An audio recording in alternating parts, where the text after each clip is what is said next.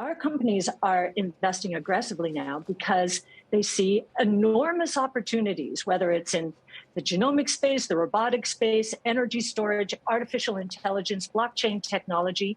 And when you think about artificial intelligence, I think for us, and all we do is focus on innovation.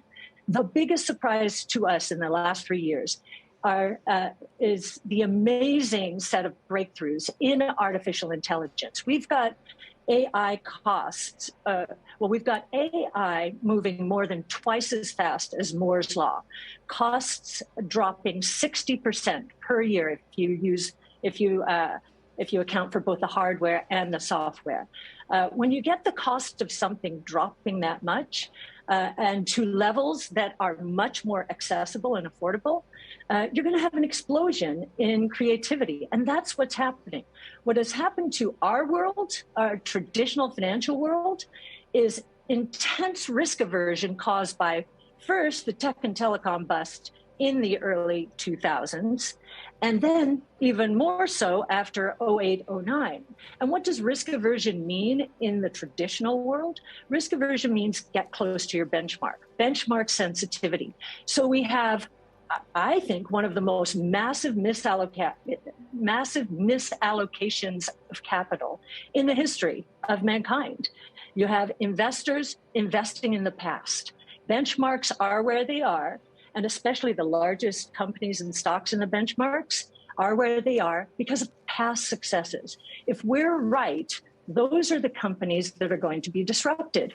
And you can see, if you look at large cap growth portfolios or large cap any portfolios practically, you'll see many of the same stocks, but in growth, you'll see the FANGs, you'll see Microsoft, you'll see NVIDIA, you'll see Tesla, because it was put in the benchmark finally.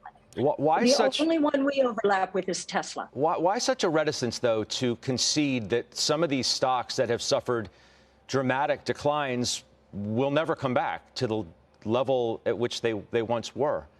You won't concede that? You think all of these stocks that I read on that list, plus others that are down by significant amounts as well, are really going to come back to the prior levels they were? Absolutely. Absolutely. And beyond.